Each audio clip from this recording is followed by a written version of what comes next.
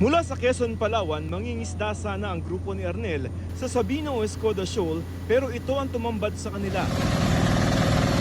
Mga taga-China Coast Guard na humarang sa kanila na makapasok sa bahura kahit nasa loob ito ng Exclusive Economic Zone ng Pilipinas.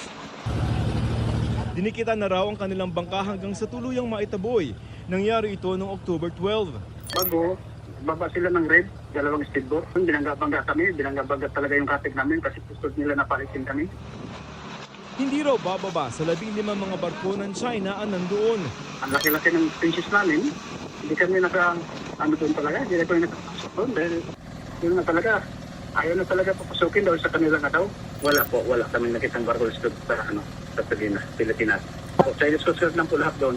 Ang Sabino o Escoda Shoal ay nasa loob ng Exclusive Economic Zone ng Pilipinas dahil 140 kilometers lamang ang layo nito mula sa Palawan. Sinubukan itong bantayan ng Philippine Coast Guard sa pamamagitan ng paglalagay ng BRP Teresa Magbanwa para magbantay doon. Pero noong Setyembre, ipinulaw ito dahil sa kalagayan ng mga crew nito, kawalan ng pagkain at masamang panahon. Kasunod rin ito ng dialogo sa pagitan ng Pilipinas at China. Nag-aalala ngayon ang mga mangingisda tulad ni Arnel kung makababalik pa sila sa Sabina Shoal.